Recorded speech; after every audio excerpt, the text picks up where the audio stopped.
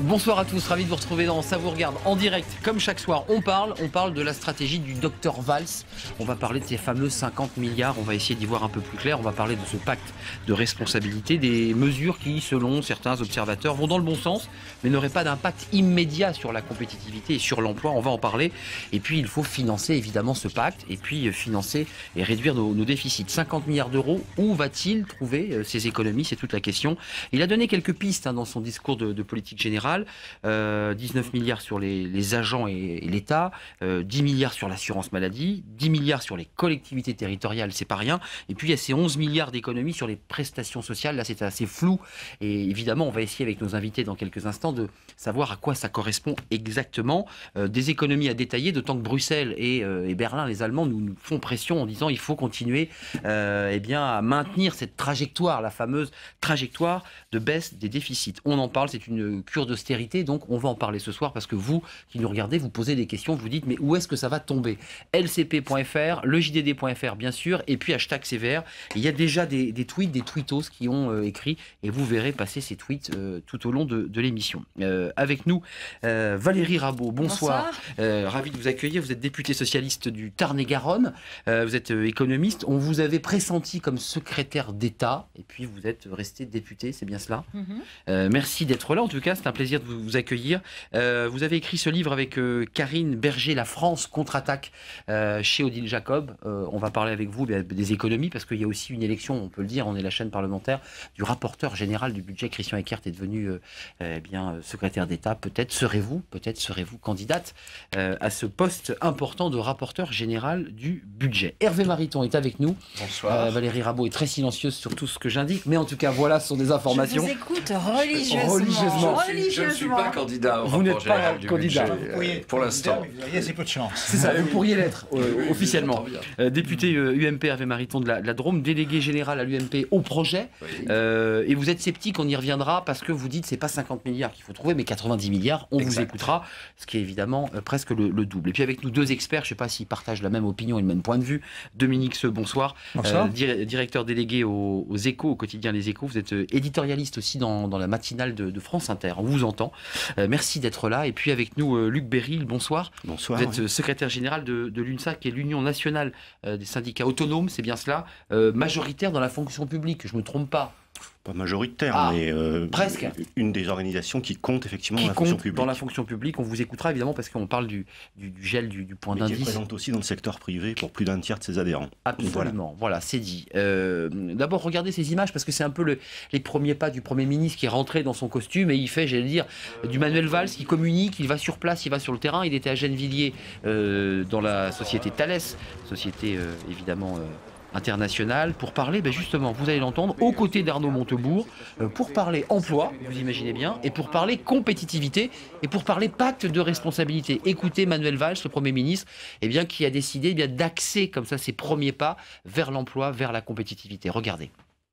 Nous sommes là ce matin pour montrer notre détermination en faveur de l'emploi, de l'investissement et de la compétitivité de notre économie. Et le pacte de responsabilité, ce sont des avancées très concrètes en faveur des entreprises et des salariés. D'abord sur la stratégie, Valérie Rabault, parce qu'il est très attendu, il y a beaucoup de questions, pas beaucoup de réponses, pas beaucoup de pistes. Les députés, les ministres vont travailler sur les... C'est une bonne stratégie comme ça d'aller immédiatement sur le terrain pour, comme ça, enfoncer le clou, parler d'emploi, parler de compétitivité et reparler du pacte. Mais il y a deux grands objectifs pour le gouvernement, c'est l'emploi et le pouvoir d'achat. Et ce sont ces deux objectifs-là autour desquels se concentrent le Premier ministre, le gouvernement et l'ensemble de la majorité. Donc qu'il aille sur le terrain, parler à des entreprises, à des salariés, à ceux qui produisent la valeur ajoutée de notre pays, moi ça me paraît extrêmement important. Le pouvoir d'achat, il l'a rajouté après la défaite des municipales, parce qu'au départ, il n'y avait que le volet responsabilité. On a rajouté solidarité. Si vous connaissiez son discours de politique générale avant les municipales, alors là, vous êtes très très fort. Non, je ne le connaissais pas. Ah Hervé bon. Mariton, bonne stratégie. Au-delà des critiques que vous avez, j'imagine, formulées ce soir, en tant que député de l'opposition, vous dites, après tout, il réussit plutôt pas mal son discours et puis sa stratégie d'ancrer son discours dans l'emploi, la compétitivité. Il ne se disperse pas, quoi. L'emploi, la compétitivité, c'est important. Au demeurant, l'emploi, le mot emploi, la lutte contre le chômage n'ont pas eu tant de place dans la déclaration de politique générale. Mais aller sur le terrain pour parler de l'emploi, pour parler à une entreprise et dans une entreprise, c'est une excellente C'est initiative. un symbole fort. Au-delà d'un symbole, c'est intelligent, c'est bien, c'est une excellente initiative. Sauf que la stratégie du gouvernement, que ce soit avec le crédit impôt compétitivité emploi ou d'autres mesures prises, y compris annoncées mardi dernier par le Premier ministre, justement, ça ne colle pas avec une entreprise comme Thales. Le gouvernement pouvait faire le choix plus courageux, mais qui était celui d'une stratégie intelligente de moyen et de long terme, d'encourager particulièrement les entreprises exportatrices, comme Thales, d'encourager les entreprises qui peuvent contribuer au rétablissement de la balance du commerce extérieur. Et vous dites quoi? C'est un des déficits On les n'aide plus pas graves. Thales? Ça n'est pas ce que fait le gouvernement. Vous avez bien en tête, et d'ailleurs beaucoup à gauche aussi ont critiqué, dans le CICE, l'effet d'aubaine pour la Poste, pour la grande distribution, les entreprises type Thales qui ne sont pas... Emploi. Vous oubliez toujours le mot emploi dans CICE. Mais non, Si, je Mariton, prends il y a le E, ce c'est que pour je emploi. constate, Mais c'est sur qu'en tout Thales, cas... pourquoi ça marcherait pas le pacte de responsabilité? Je comprends Parce pas. que, Dites-nous, parce que les salaires, veut parler. les salaires moyens à Thales sont significativement au niveau du SMIC, et donc l'essentiel de l'effort décidé par le gouvernement n'impacte pas une entreprise comme Ce Thales. type de Il y a tout de salarié. même une gigantesque contradiction à aller chez Thales. Dominique Seux, alors les salaires sont plus élevés, évidemment, il y a très peu de personnes au SMIC chez Thales, on l'a entendu, ce sont des ingénieurs et des techniciens. Comment vous regardez cette stratégie de Manuel Valls? Après, on va approfondir les 50 milliards. Alors, il y a un petit passage, une petite anecdote qui est arrivée ce matin que vous n'avez pas pu montrer, c'est que Manuel Valls a demandé à Thales de lui fabriquer en vitesse une machine anti-couac, une sorte de déposer un brevet anti-couac gouvernementaux. Je ne sais pas si ce sera efficace. Dans la stratégie politique, elle est assez simple. En fait, à court terme, le gouvernement et Manuel Valls doivent aller sur le terrain, envoyer sans cesse des signes au terrain pour une raison très simple, c'est que les mesures prévues par le gouvernement entreront en vigueur pour la plupart en 2015, 2016, 2017 et au-delà pour certaines. Alors, on peut en penser ce qu'on veut. Ce qui est frappant quand même, c'est qu'à la différence de ce qu'on a vu en Italie, c'est l'exemple italien dont on parle beaucoup, en Allemagne ou en Grande-Bretagne, le nouveau gouvernement n'applique pas la théorie des 100 jours, mais plutôt des 2500 jours. C'est-à-dire ça va s'étaler sur un septennat. Peut-être que c'est la meilleure méthode. 2030 pour certaines. 2020 pour la... Il y a déjà Luc Beril va parler. il y a Allez-y, déjà Luc Beril. 14 milliards c'est sur vrai, le... bien sûr. Mais, vous le reconnaissez. Manuel Valls fait beaucoup de discours, Valérie Rabault, mais les Français, justement, c'est juste pour prolonger, c'est un tweet qui vient de tomber, mais les Français attendent des actes. Le pacte de responsabilité était annoncé depuis janvier. Il y a une attente forte des Français qui disent allez-y. C'est vrai qu'il y a le Attendez, CICE, le crédit d'impôt compétitivité, qui entre en vigueur. Et Luc Beril qui va parler, allez-y. Mais après, je prends la parole. Mais alors, répondez immédiatement si vous voulez. Faites comme si Et Luc Beril. on partait d'une page blanche. Enfin, c'est quand même de la mauvaise foi absolue. Monsieur Mariton, Thales, ils ont du crédit d'impôt recherche. Vous pouvez pas dire qu'ils ne sont pas soutenus. Vous l'avez À la menacé, le fois, crédit impôt il n'a recherche, il y a jamais été quelques mois. menacé, Vous voulez que je vous renvoie au débat en commission des finances et en séance? Toute une partie du Parti socialiste qui mettait en cause le crédit impôt recherche, s'écoute, y compris le rapporteur général du budget de l'époque. Je fais partie de ceux qui ont déposé un amendement qui ne menaçait pas le crédit d'impôt qu'il réduisait singulièrement. Premièrement, sur le crédit d'impôt recherche. Deuxièmement, il y a 14 milliards qui sont d'ores et déjà engagés. Et ce qui est très intéressant, c'est que les chefs d'entreprise commencent à recevoir leur crédit d'impôt. Ça commence à arriver. Ça commence à arriver, mais pas la Poste. Je vous invite. En matière d'exportation, Venez on fait donc en mieux. Tarn-et-Garonne et PME. vous verrez les entreprises qui Vous venez dans la Drôme, vous y êtes bienvenus. Quand on est dans une entreprise, est-ce que vous avez l'impression qu'il y a un choc de compétitivité qui est en place actuellement? Ou est-ce que le fait que les choses soient étalées petit à petit, et on comprend les marges de manœuvre financières, etc., est-ce que pour les acteurs économiques, c'est pas... Alors répondez chacun son tour, parce que moi je vais entendre Luc Beril. Luc Beril, vous représentez un syndicat. Sinon vous allez... Je peux vous laisser discuter vous allez entre partir. politiciens si vous le voulez. Vous, le syndicaliste. Je dis ça de façon un peu sévère parce que je pense qu'il y a peut-être des auditeurs qui nous écoutent. Il y a peut-être même des gens qui ont été, à un moment donné, des téléspectateurs, oui, qui ont même été des acteurs concrets de certains avertissements qui ont été donnés à tous les politiques aux dernières élections. Et je pense que ce genre de débat illustre bien quand même, à un moment donné, à quel milliers d'années-lumière on se trouve de quelques réalités sociales. Il y a un débat qui est un débat juste, légitime, sur la question des rythmes de l'action. Et comment est-ce qu'on croise l'urgence, parce qu'il y a des urgences qui sont des urgences sociales. Ceux dont on ne parle pas, ils ne sont pas à Thales, hein. C'est les millions de salariés qui n'ont plus de boulot. Et on ne parle ici que de ceux qui sont recensés par Pôle emploi. On ne parle pas de tous ceux qui sont déjà sortis du système. Donc à cela, il faut leur répondre. Oui.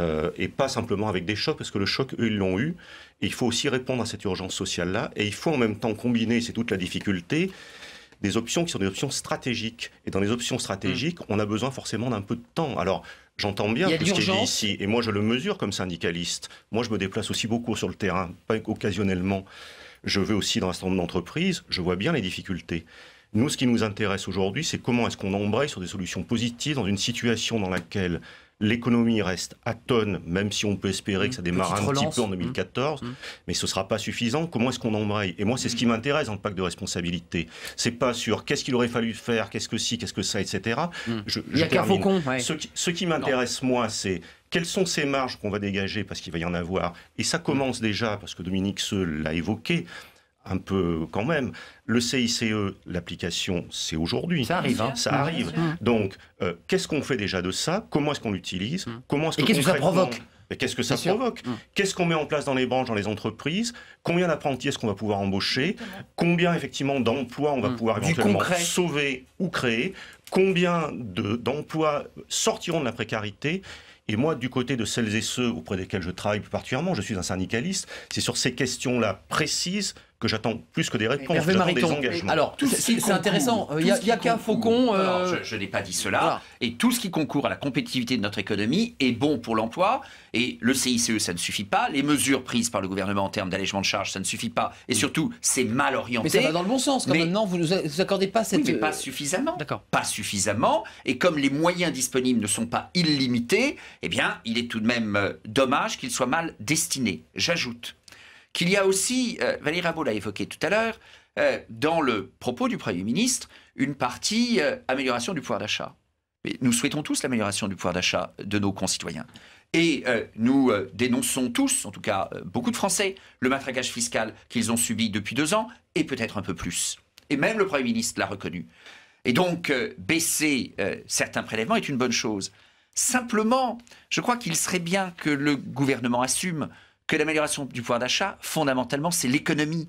Et dans cette dimension pacte de responsabilité et de solidarité, il y a un aspect assez démago et très anti-pédagogique qui consiste à dire aux Français, le pouvoir d'achat, on va vous le distribuer. Le pouvoir d'achat, vous l'avez dit d'une certaine manière tout à l'heure, monsieur, et vous avez raison, le pouvoir d'achat, c'est d'abord l'amélioration de la situation de l'emploi. Le pouvoir d'achat, c'est le développement et la dynamique des économies. Le pouvoir d'achat, c'est l'amélioration des rémunérations. Et il y a un aspect Père Noël où on va vous donner 500 € par an, peut-être même d'ailleurs en supprimant la PPE, donc on n'est même pas sûr que le solde net soit véritablement positif. Ça, c'est pas très mature.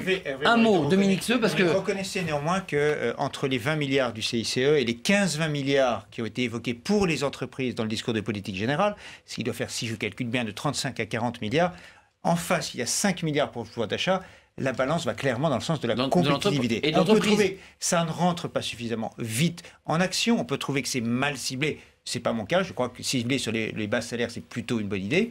Il y a un débat sur le... Il y a un débat, bien sûr, il y a un débat. De court terme. Oui. Ah bah écoutez, oui, peut-être, mais reconnaissez quand même que l'équilibre va plutôt dans un meilleur sens. Si vous pensez que les personnes au chômage sont du court terme, là je pense qu'effectivement on ne sera pas du tout d'accord. d'accord. Non. Contribue à la lutte contre le chômage est bienvenue. Je dis simplement que le sujet n'est pas d'avoir une action uniquement de court terme. Le précédent avait attendu les 6 derniers mois avant de lancer la TVA sociale. Ce gouvernement n'a mis que 2 ans à se rendre compte de ses erreurs précédentes. Le gouvernement déjà une amélioration, non? Et lancer la TVA sociale à 6 mois de l'élection, c'était clairement pas très futé. Valérie Rabault, vous me permettez? Vous avez quand même mauvaise mémoire, puisque le CICE a été lancé en novembre 2012.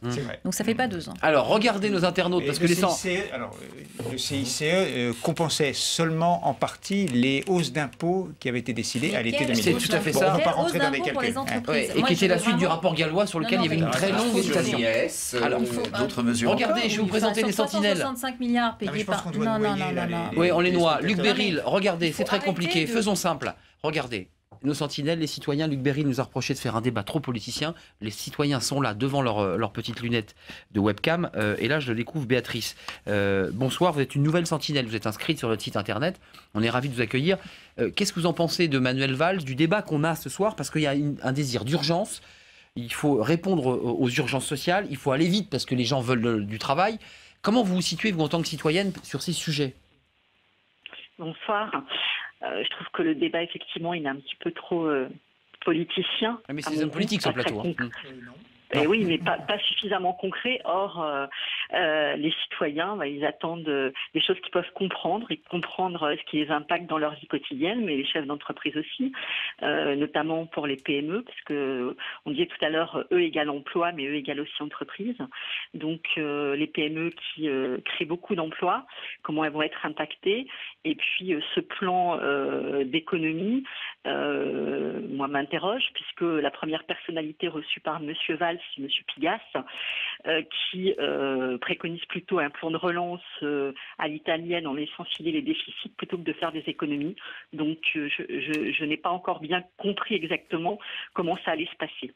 Merci pour votre témoignage. C'était pas une question, mais Luc Beryl, bon débat. Romain, allez-y, très vite. Posez une question courte, s'il vous plaît, Romain. On vous salue avec votre joli casque sur les oreilles. Allez-y. Bonjour Arnaud, bonjour à tous. Alors moi ma question personnellement ce serait de demander qu'est-ce qu'on compte faire, parce que moi il faudrait stopper l'évasion fiscale, il faudrait stopper la spéculation bancaire, il faudrait alléger les taxes des PME, éviter la décentralisation. Qu'est-ce qu'attendent les députés au sein de l'Assemblée nationale? Voilà, oui, délocalisation, pardon, autant pour moi. Ouais. Autant pour moi, oui, délocalisation devant moi. Qu'attendent les députés au sein de l'Assemblée nationale pour vraiment trouver une alternative à l'austérité? Parce que c'est maintenant qu'il faut un changement. Monsieur Hollande ne veut pas du changement, il faut un changement maintenant. Apportons-la, écoutons les citoyens véritablement. Une démocratie, une politique démocratique, pas une politique politique. Voilà. Valérie Rabault, c'est une question qui vous est posée sur votre aile gauche, c'est-à-dire qu'il y a un débat à gauche sur le positionnement et on entendra ensuite. Mais là, c'est une question importante. On a un citoyen qui dit mais c'est pas comme ça qu'on va changer le système. Il faut répondre à l'austérité et pas par une stratégie de main tendue à l'entreprise. C'est un peu ce qu'on entend dans votre aile gauche. C'était pas tout à fait la question de monsieur. Non, mais la question c'était sur l'évasion fiscale.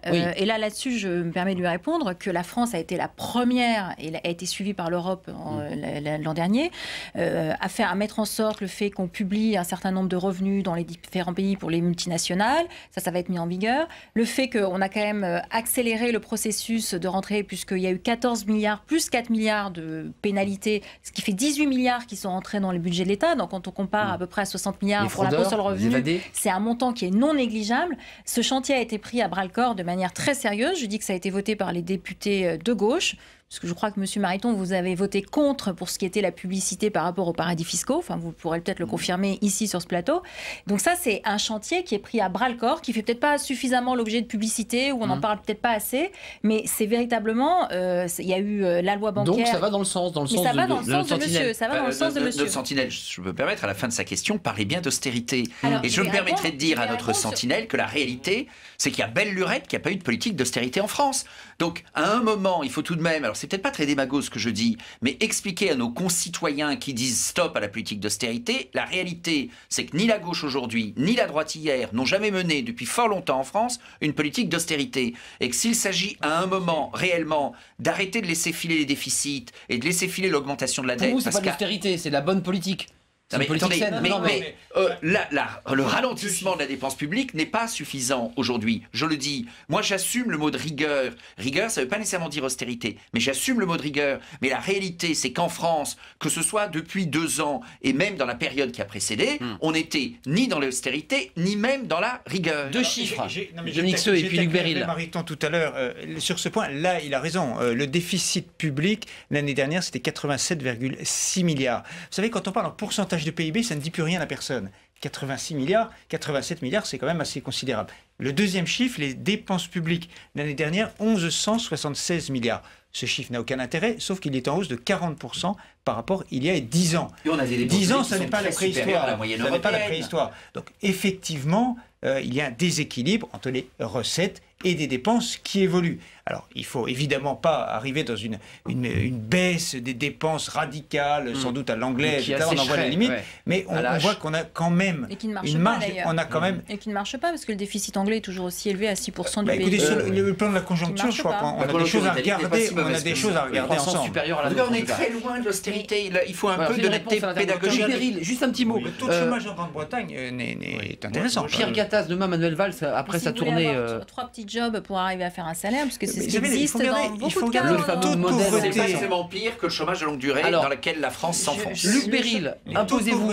Manuel Valls reçoit les partenaires sociaux demain à tour de rôle et Pierre Gattaz, le patron du MEDEF, de nouveau explique qu'il faut aller encore plus vite pour mettre en place et pour appliquer ce pacte de responsabilité. Pierre Gattaz explique toujours ça. Il y a urgence. À un moment donné, je suis d'accord avec lui, nous on a besoin aujourd'hui de faire, pas de parler. De faire. Alors, le discours a du sens, il faut savoir ce qu'on veut faire, qu'on se mette d'accord sur des stratégies. Le propre d'un pacte, et c'est pour ça que nous l'avons soutenu en tant qu'UNSA, c'est justement de trouver autour d'un compromis, qui est un compromis social, c'est pas un gros mot, de réunir les acteurs de ceux qui font en matière d'emploi, en matière d'économie. Là, en l'occurrence, c'est assez simple, les entreprises, les pouvoirs publics et les organisations syndicales qui représentent les salariés. Et maintenant, il faut qu'on passe à l'acte. Passer à l'acte, c'est très concrètement, dans les branches, dans les entreprises, identifier les difficultés, regarder avec les marges qu'on va grossir artificiellement, ça sert à ça, le pacte de responsabilité, avec ces mesures, comment est-ce qu'on peut les utiliser? Et là, il y a effectivement un débat. Mais bien sûr que c'est du donnant-donnant. Un compromis, c'est un compromis, chacun s'engage en responsabilité. Dernière remarque, parce que sur la question du déficit... Vous ne voulez pas un engagement entreprise par entreprise. Par branche, hein. Je veux qui fixerait des objectifs très généraux. Très exactement ce qui s'est passé aujourd'hui. Je veux un accord national. Il y a un relevé de conclusion qui a été signé, qui définit une méthode de mise en œuvre. Je veux des négociations par branche, parce que les réalités économiques, en les affinant, finalement, concrètes, ont besoin d'être affinées en fonction des secteurs d'activité. Qui puissent donner des chiffres, c'est-à-dire des objectifs, oui. C'est-à-dire la pétrochimie doit embaucher tant de dizaines de milliers de personnes. Non. Des objectifs, c'est pas ça. Des objectifs, c'est de dire que, par exemple, ça se traduira pas forcément par des embauches.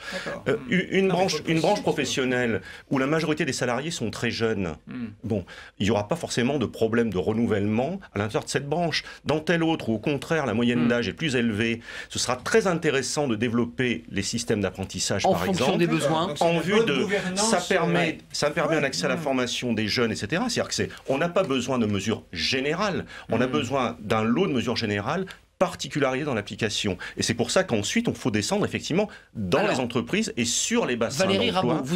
Et ça, c'est extrêmement important. On a besoin d'une méthodologie pour y arriver. Regarde, je fais juste une dernière remarque. Après, vous allez reparler, vous inquiétez pas, Luc Beryl. Moi, je ne suis pas du genre trop à m'imposer. Je suis plutôt adepte du dialogue, moi. Pas forcément de la polémique, mais c'est peut-être un tort. Non, il n'y a pas eu de polémique ce soir. Non, mais sur la question du déficit, M. Mariton l'a évoqué. Lui, il trouve que 50 milliards, c'est pas suffisant. Mais je l'entends. Moi, je pense qu'on ne peut pas faire comme si, derrière ces 50 milliards, il n'y avait que des réalités chiffrées.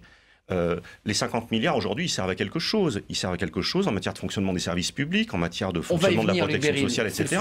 Oui, mais parlons-en quand même. On va en parler, mais c'est le sujet que on va voir. Ce qui me soucie, moi, c'est pas tant les 50 milliards. On ne peut pas tenir avec des déficits abyssaux. Donc il faut réduire effectivement la dette, c'est une obligation. Il faut le faire dans un cadre qui sera un cadre européen, c'est ce qui nous manque largement aujourd'hui d'ailleurs, et autrement que ce que l'Europe préconise. Et il faut le faire aussi dans un cadre qui permet de l'étaler dans le temps. On entend bien, regardez. Le problème, c'est les 3 ans. Alors, j'étais sûr que des balles s'ouvrir sur mon sujet. On passe notre temps à l'étaler dans le temps, depuis déjà de nombreuses années. Donc à un moment, à force de l'étaler dans le temps, c'est nous qui allons nous étaler, si vous me permettez d'être un peu vulgaire. Ça fait de nombreuses années qu'on ne réduit pas le déficit, mais qu'on l'augmente quand même. Valérie Rabault. Le processus. Parce que ça fait je suis d'accord avec vous. Donc ça fait de nombreuses années que nous demandons un sursis à nos partenaires européens. À un moment, de nouveau demander là. À un moment, cette facilité a des limites. Parce que les dettes, ça se paye. Enfin, sauf à imaginer de dévaluer, mais ce que la France ne peut pas faire au sein de l'euro, sauf à imaginer de ne pas rembourser. Sauf, oui, mais c'est une manière d'effacer la dette. Sauf à imaginer de ne pas rembourser la dette que l'État a souscrite. À un moment, il faut rembourser. Mais vous avez raison. Si on fait de telles conditions à ses partenaires, on risque de faire en sorte qu'ils ne soient pas en état de rembourser. Valérie Rabault. Donc c'est cet équilibre qu'il faut trouver. Vous avez raison sur un point. Il faut évidemment pas être des talibans sur les déficits publics et la dépense publique. En même temps, chaque milliard de déficit en plus, c'est de la liberté en moins. Et donc ça fait des années. Mais oui, c'est de la dépendance. Naturellement. Valérie Rabault, messieurs, vous voulez reconquérir de la liberté vis-à-vis des marchés financiers. Valérie Rabault est avec nous, je voulais vous la présenter. Regardez ce sujet, parce que je vais finir par peut-être réussir à vous le présenter, ce sujet d'Elsa Mondingava, et vous allez répondre juste après, parce que là, on va rentrer dans le concret. Luc Beryl veut du concret. Quelles sont les économies, dans quel domaine, dans quel secteur? Alors, le Premier ministre a évoqué les secteurs, mais on va essayer d'affiner avec vous, parce que justement, on va essayer avec vous d'affiner. Regardez ce sujet d'Elsa Mondingava, 50 milliards, voire plus peut-être, disent certains députés. Où trouver ces marges? Regardez. C'était le chiffre sur lequel Manuel Valls s'était attendu lors de son discours de politique générale. Les 50 milliards d'euros d'économies prévus pour financer en partie le pacte de responsabilité et baisser le déficit. L'effort doit être partagé par tous. L'État et ses agences en prendront la plus grande part, 19 milliards d'euros. 10 milliards proviendront de l'assurance maladie et 10 milliards supplémentaires des collectivités locales. Le reste viendra d'une plus grande justice, d'une mise en cohérence et d'une meilleure lisibilité de notre système de prestations. Ces 50 milliards d'euros d'économies ont été annoncés le 14 janvier dernier par le président de la République. Entre 2015 et 2017, nous devons dégager au moins 50 milliards. Je constituerai donc autour de moi un conseil stratégique de la dépense. Un véritable commando autour du chef de l'État et de son Premier ministre d'alors, Jean-Marc Ayrault. Pierre Moscovici, Marisol Touraine, Bernard Cazeneuve, Michel Sapin et Maryse Lebranchu se sont retrouvés à plusieurs reprises pendant 2 mois. Des réunions top secrètes. Hors de question de laisser fuiter des informations sur un sujet aussi explosif. Mais désormais, on en sait plus sur ces 50 milliards d'euros d'économies. L'État sera mis à contribution à hauteur de 19 milliards d'euros. Maintien du gel du point d'indice des fonctionnaires et budget en baisse pour les 500 agences de l'État. Les collectivités locales, elles, seront amputées de 10 milliards d'euros. Enfin, c'est la sécurité sociale qui va payer les frais de ces restrictions budgétaires à hauteur de 21 milliards d'euros. Chirurgie ambulatoire, promotion des médicaments génériques, mais aussi sûrement diminution de certaines prestations sociales. De telles économies, de quoi inquiéter certains élus. Comment les économies vont être faites sur le budget de l'État, sur le budget de la sécurité sociale ou sur les collectivités locales? Parce que derrière, ce sont des services publics, ce sont des allocations, ce sont des prestations. Donc sur ces points-là, les inquiétudes ne sont pas levées, bien au contraire. Quand pour d'autres, cela n'est toujours pas suffisant. Quand le Premier ministre se flatte de 50 milliards d'économies, pas même justifié aujourd'hui encore, alors qu'il faut faire 90 milliards au minimum, eh bien le Premier ministre ne dit pas la vérité. Le texte détaillant les 50 milliards d'euros d'économies sera présenté le 23 avril prochain en Conseil des ministres. Valérie Rabault, on va rentrer dans le concret, mais le calendrier, c'est quoi pour vraiment savoir où le gouvernement va trouver ses marges? C'est le projet de loi rectificatif, projet de loi de finances rectificatif, on a 2 mois et demi pour... Il y a toujours plusieurs étapes. D'abord, c'est quelque chose qui a déjà été entamé. Je vais prendre un exemple très concret sur les dépenses sociales, la santé. La santé, parce qu'on vieillit, la population vieillit, on se soigne plus longtemps, on a envie de se soigner mieux, et ce qui est normal, on a envie de profiter des progrès de la médecine. Ça augmente de 4% par an à peu près, sans qu'on fasse rien, c'est-à-dire que ça augmente de 4% par an à peu près. Ces 4%, on les a ramenés en votant un objectif à 2,4%, en faisant des économies sur le médicament, en faisant des économies aussi pour avoir plus de médecine ambulatoire, c'est-à-dire que quand on va se faire opérer, toutes les opérations ne nécessitent pas qu'on passe 3 jours à l'hôpital, on peut arriver le matin et repartir le soir. Donc les efforts... La manière dont on veut faire des efforts est déjà engrangée. On ne peut pas dire, là encore une fois, on a l'impression qu'on partirait d'une feuille blanche. C'est faux. C'est lancé. Là, il faut aller oui, d'accord, mais plus loin, plus haut, comme disait Pierre Coubertin. Il faut aussi le faire de manière non brutale. Donc il y a l'assurance maladie. C'est-à-dire que c'est quelque chose qu'il faut travailler avec l'ensemble des acteurs, réorganiser, avoir dans certains endroits leur réorganisation de l'hôpital ou aller plus sur les génériques. Ça se fait pas du jour au lendemain. C'est quelque chose qui est engrangé. Ça, c'est l'assurance maladie, c'est concret. Je prends un exemple très concret. Ce sont des exemples très concrets. Il y a ce tweet. Répondez à ce tweet parce que vous allez voir, il nous fait réfléchir à l'idée de la réforme qui est souvent impossible à faire quand on est une tutelle de la France par le FMI et l'Europe et peut-être la solution pour engager les réformes que personne n'ose entreprendre.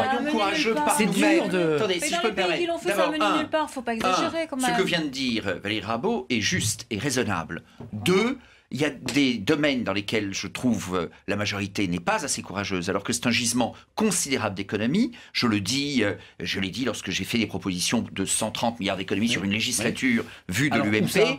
Par exemple, dans le domaine de la politique du logement, sur les aides à la pierre tout spécialement, ce que pourrait être par ailleurs une politique audacieuse de vente des logements sociaux à leurs occupants. Ça avait été évoqué à plusieurs reprises. Une difficulté qui est centrale dans la manière de faire, et de mon point de vue, la mauvaise manière de faire de cette majorité depuis 2 ans, c'est que chaque fois, et on l'a vu dans bien des domaines, que le gouvernement, opportunément et intelligemment, propose des économies dans tel ou tel secteur, il n'arrive pas à ne pas se compliquer la tâche en proposant des dépenses supplémentaires aussi. Et donc, la marche est constamment plus difficile pour vous. On l'a vu dans le domaine de la politique familiale. Mais je prends un autre exemple, qui est celui de l'autonomie. L'autonomie. Vous venez de parler de réduction de dépenses dans la sphère sociale, sans pour autant abîmer la protection santé des Français. Et vous avez raison, médicaments gérés. Mais vous avez raison. Attendez, je vous dis qu'on est d'accord. C'est le meilleur au monde. S'il vous plaît, on va peut-être pas se disputer quand on est d'accord. Que ce soit, meilleur au monde, ça se regarde. Mais médicaments génériques, par exemple, chirurgie ambulatoire, on est d'accord. Mais pourquoi est-ce que vous poussez aujourd'hui vers une augmentation de la dépense publique s'agissant de la couverture de la dépendance? Voilà un domaine où je crois qu'on doit en effet créer, innover, proposer, mais par des systèmes d'assurance. Et le gouvernement qui a besoin de faire des économies, il n'en fait pas assez, mais il se complique la tâche parce qu'il fait un peu d'économies et il propose des dépenses nouvelles. Attendez, stop, attendez, attendez, vous compliquez la tâche. De remarques d'observateurs. Oui, sur les choix. D'abord, le chiffre de 50 milliards, il faut regarder ce que c'est. C'est 50 milliards d'économies par rapport à une tendance de hausse. Alors dit comme ça, c'est un peu compliqué. Mais c'est, vous roulez à 130, on vous dit, il faut passer à 80, vous baissez votre vitesse de 50 km/h, mais vous continuez à progresser. Il n'est absolument pas question il n'est pas question que les dépenses publiques, 1176 milliards d'euros l'année dernière, baissent et passent à 1150. Donc déjà, l'idée d'austérité sur ces dépenses est assez, presque cocasse. Il faut... La seconde remarque, c'est qu'à force de ne pas faire des choix de réorganisation structurelle, on arrive à des choses aberrantes. Je vous donne un exemple et qui va vous parler très clairement. C'est intéressant. Non, mais un exemple très concret. La valeur du point. Le point de la fonction publique n'a pas augmenté depuis l'été 2010. C'est une décision de la part de tous les gouvernements stupide et injuste. Mais comment faire autrement quand on ne veut plus baisser les effectifs, quand on laisse des doublons, quand on ne réorganise pas les collectivités locales, on arrive à des solutions idiote qui est celle de ne pas réajuster le pouvoir d'achat.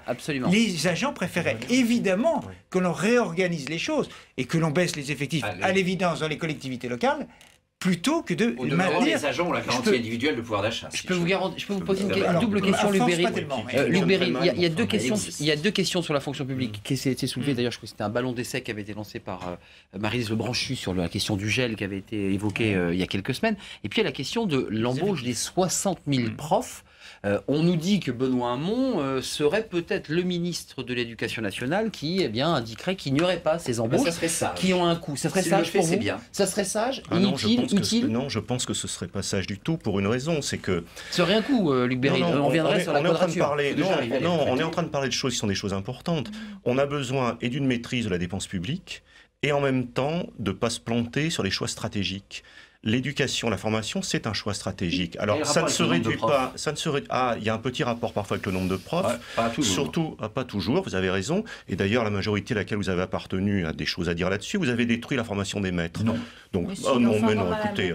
Les UFM. Je ne dis pas que le système que nous avions mis en place était parfait. Vous avez mis en place un système, effectivement, dans lequel les gens débutaient sans aucune formation. Oui, mais ça, c'est critiquable. Mais avoir supprimé les UFM et leur dérive pédagogisante, c'était tout.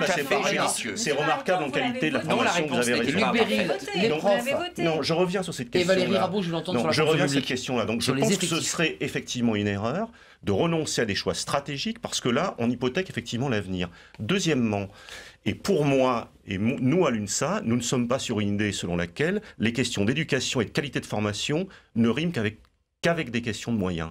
Il faut discuter du contenu, de l'organisation. Nous avions fait des propositions, et notamment de formation des enseignants. Vous dites en même temps qu'il faut quand même garder le recrutement, mais qu'on est quand même d'accord pour avoir qualité. Non, parce que notre proposition à nous, c'est de savoir à quoi on va utiliser effectivement ces moyens-là. Et quand on a quand même un système d'enseignement public qui dysfonctionne au point où il dysfonctionne en France. Il faut travailler concrètement de ce point de vue-là. La loi de fondation de l'école, nous l'avons soutenue.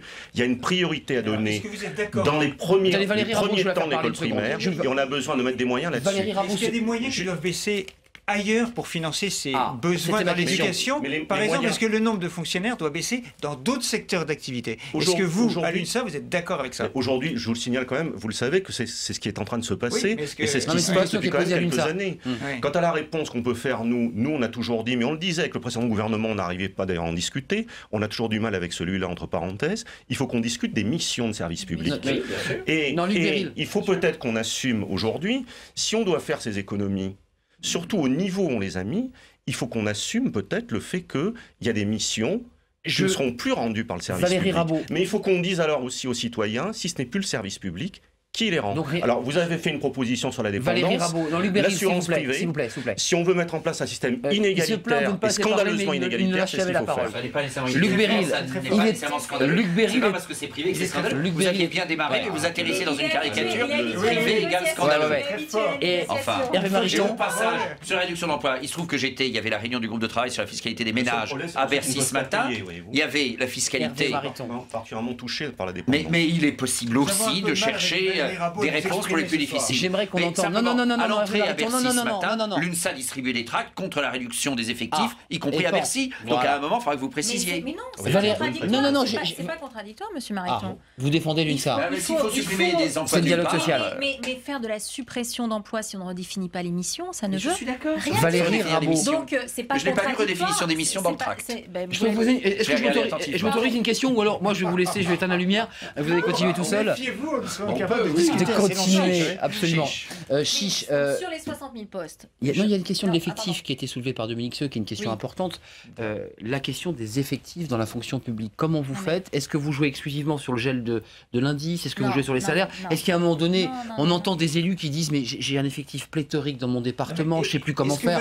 On les entend, les élus. Non au gel du point pour 2015 et 2007. Qu'est-ce que vous en pensez, vous? Moi, je vais reprendre la question dans l'ordre. Les 60 000 postes, il faut qu'ils soient maintenus dans l'éducation. On les maintient. Mais c'est une priorité. C'est 2,5 milliards. À la fin, en 2017, sur une année pleine, donc c'est indispensable qu'on puisse reconstruire l'école. Enfin, franchement, je pense que... Mais non, mais monsieur Mariton, regardez un peu, allez-y aussi dans les écoles. Vous voyez, j'ai des enfants en lycée, je ne vis pas sur une autre planète, je suis maire de Cré, je vois des écoles à créer. Les enfants de députés ne sont pas forcément ceux qui réussissent le moins, comme ceux des enseignants. On a dit que c'était à effectif constant. Valérie Rabault, non, Luc Beryl, s'il vous plaît, respectueusement. Luc Beryl, s'il vous plaît. Luc Beryl, s'il vous plaît. Non, soyez gentil, parce que j'aimerais bien entendre Valérie Rabault développer son idée. Effectif constant, donc ça veut dire qu'il y a des baisses ailleurs, effectivement, mais ça se fait en redéfinissant les missions. Et la question qui est essentielle, c'est de savoir si est-ce que ces missions doivent être faites, si oui, par qui, et si elles ne doivent plus être faites, on en discute ensemble. Mais on rentre dans le sujet. Mais concrètement, alors vous séparez des effectifs, comment vous faites concrètement pour réduire les coûts? Il y a du non-renouvellement sur certaines missions. D'accord. Ça veut dire ça, non, mais je voulais juste que ce soit précisé. Je consacre mon temps de parole à une question que je repose. La valeur du point, qu'est-ce que vous en pensez pour 2015 et 2016? La valeur du point, il va falloir reposer la question. Non mais attendez, ça peut pas rester gelé. Quelqu'un va donner la définition du politique, c'est sûr qu'il par une question répond par une question. Ça ne peut pas rester gelé éternellement. Ça veut dire que dans le programme qui sera présenté d'ici 15 jours et transmis à Bruxelles, vous ne souhaitez pas qu'il y ait stabilité ou le gel de la valeur. Parce que Bruxelles nous attend, bien par ailleurs. Mais question concrète. Attendez, Bruxelles, c'est nous. Bruxelles, c'est les pays européens. Gelé ou pas gelé qui décident. C'est une vraie question, parce que les fonctionnaires aujourd'hui se disent, mais ça fait depuis 2010. J'ai dit non, monsieur Mariton, écoutez bien ce que j'ai dit. J'ai dit qu'il faudra regarder, parce que ça fait effectivement depuis 2010 que le point est gelé, et il est aussi important que la fonction publique puisse participer à retrouver du pouvoir d'achat. Et en réfléchissant à une réorganisation des missions, ça veut dire c'est tout ceci. Donc en réduisant l'effectif. Mais à effectif global constant. On l'a dit, ça a été dans le... Ça suffit pas. Ça a été dans le projet de loi de finances, ça a été dans le projet de loi de finances que vous n'avez peut-être pas voté, mais que j'ai voté. Qu'est-ce qu'il faut faire? Il faut réduire les effectifs. Ah, d'accord. Donc, nous avions fait... Comment? Mais c'est impossible. Mais non, c'est pas impossible. La redéfinition des missions, je vous propose, je prépare pour l'UMP des propositions pour la rentrée de septembre sur la place de l'État, et dans ces propositions, il y aura une diminution globale des effectifs publics en France, car c'est une nécessité. Les effectifs, vous dites on n'y touche pas à périmètre constant. Il y a une différence politique, c'est clair. Béatrice, prenez la parole parce que déjà j'ai du mal à faire parler Valérie Rabault. Béatrice, quelques secondes et répondez sur cette question des effectifs, puisque ça ne suffit pas, dit Hervé Mariton en charge du projet à l'UMP. On vous écoute, Béatrice. C'est un petit peu compliqué sur les effectifs des différentes collectivités territoriales ou autres. On parle de réduction d'effectifs, mais en même temps, on a obligé ces derniers temps les collectivités territoriales à prendre des emplois d'avenir en masse pour faire de l'insertion professionnelle, ce qui est une bonne chose en soi. Mais on n'est pas allé sur la diminution des effectifs et c'est pas tout à fait ce qu'on voit. En tout cas, moi, c'est pas ce que je vois. Mais Valérie Rabault, question, parce que ça prolonge ce que dit. Je voudrais juste préciser que les collectivités ont embauché. Que ce sont des CDI ou des CDD 3 ans qui sont aux 3/4 payés par l'État. Donc ça revient à 500 € à une collectivité, 6 000 € par an. C'est pas ça qui, en tout cas dans le budget des collectivités locales, leur a créé le moindre Sur souci. les effectifs, c'est explosif, Dominique Seux, de dire qu'un homme politique, sur les effectifs, on les baisse ou pas? Rappeler un petit point à Monsieur Mariton. Vous avez fait le non-remplacement d'un fonctionnaire sur 2, c'était votre grand leitmotiv, votre grand mot d'ordre à l'UMP. Et vous avez le montant des dépenses publiques qui a explosé dans le même temps. Donc vous voyez que... Vous voyez, il y a eu la crise, par ailleurs, il y a eu trop de mesures catégorielles. J'entends bien qu'il y a eu la crise, je n'ignore pas. Et on a mal utilisé l'argent du 1 sur 2. Trop de mesures catégorielles. Vous avez utilisé l'argent, donc vous voyez bien que ça n'a... Vous avez détruit des administrations. Non. Avec le non-remplacement d'un fonctionnaire RGPP, sur 2, dont on a beaucoup détruit parlé. des administrations pour un effet sur les finances... n'a pas détruit les administrations. Pour un effet sur les finances insuffisant. publiques qui a été nul. Non, pas nul, mais insuffisant. Dominique Seux, allez-y, parce qu'il y a Romain qui veut parler. Toujours en tant qu'observateur, l'observateur Dominique Seux. Non, il faut regarder qu'autour de nous, un certain nombre de choses bougent dans les collectivités locales. On publie dans les Échos 2 pages pour regarder ce qui s'est fait dans les restructurations des millefeuilles territoriaux. On voit par exemple que l'Allemagne, en 4 ans, a baissé de 7% le nombre de ses communes. On voit qu'en Grande-Bretagne, alors évidemment, c'est l'abomination. Qui était peu nombreuse déjà. Alors c'est l'horreur de l'abomination, la Grande-Bretagne, aux yeux des Français, mais le nombre de fonctionnaires locaux, écoutez bien le chiffre, et ça n'est pas forcément un modèle, mais il a baissé de 500 000 personnes. 500 000 personnes en 6 ans. C'est absolument considérable. Ça n'est pas donc j'invite tous ceux qui sont pour de telles suppressions d'aller vivre en Grande-Bretagne. Écoutez, j'y ai vécu. Alors je pense qu'autour de cette table, je suis la seule à y avoir vécu, donc je vous invite à y aller et puis à faire la promotion de moins de 500 000. Je ne dis pas que c'est un modèle du tout. Simplement, la seule chose que je dis, c'est des choses sont sans doute davantage possible qu'on ne le pense, qu'on le dit en permanence. Voilà. Romain, si vous avez le temps, Luc Beryl, Romain, allez-y, posez votre question très court parce qu'on va couper. Oui, d'accord. Non, honnêtement, Monsieur Mariton, quand je vous entends parler de rigueur et non pas d'austérité, je veux dire, vous vous bandez les yeux, vous faites un peu les trois singes, vous n'entendez rien, vous ne voyez rien, vous ne dites rien. Enfin, comment on peut parler de rigueur? C'est de l'austérité, ça se voit. Crest, ce n'est quand même pas une grande ville, on ne peut pas voir ce qu'il y a à Crest comme il y a de grandes villes. Moi, ça me révolte personnellement. Il y a de l'austérité. Comment on peut nier à ce point-là, quoi? Enfin, vous ne voyez pas la réalité des Français, Monsieur Mariton. Sortez dans Crest, sortez dans d'autres villes. Vous voyez, il y a une réelle austérité. De sortir, mais j'aime beaucoup créer. Je vous y invite, monsieur. Vous voilez la face. C'est de l'austérité. C'est pas de la rigueur. Mais attendez, il y a 2 choses distinctes. Est-ce que les Français souffrent? La réponse est oui. Et le Premier ministre a eu raison de le dire. Et je l'ai dit à une réunion de l'UMP, mes collègues m'ont regardé avec des yeux ronds. Quand le Premier ministre dit que les Français souffrent et qu'il faut répondre à leur souffrance, il a raison. Oui. Donc est-ce que les Français souffrent? La réponse est oui.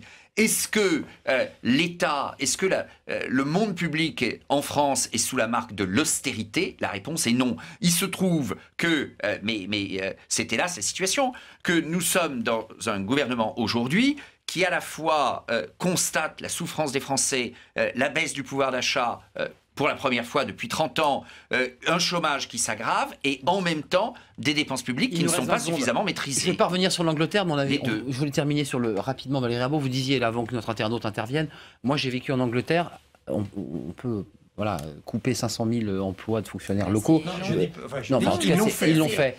C'est pas le modèle qui vous intéresse et pourtant le pacte va peut-être être obligé de faire des coupes. D'accord, mais ça veut dire que les gens ont recours au privé, que ça veut dire que tout le monde ne peut pas y avoir accès. Il faut voir à quoi ça ressemble. Non, mais il faut voir à quoi ça ressemble. C'est pour ça qu'il faut arrêter de vous parler. Vous citez toujours cet exemple de 500 000. Mais allez donc y vivre. Moi, j'ai cité l'Allemagne.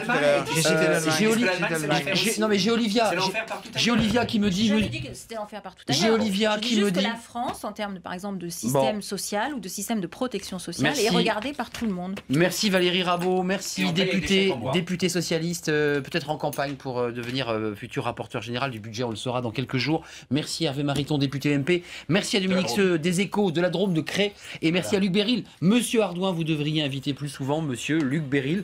Peut-être elle s'appelle Olivia, c'est peut-être votre épouse qui nous a tweeté. J'ai été ravi d'être avec vous. Peut-être. Bonne soirée. Demain, on parle d'un sujet. On ne sait jamais. On parle demain du Rwanda. Qui est dissimulé sous un autre nom. Notre nom. Luc Béril. On ne parle pas que de votre épouse, on parle du Rwanda demain. Ce sera un sujet important. Il y aura Pierre Péan sur le plateau, polémique autour du Rwanda. Bonne soirée. À demain.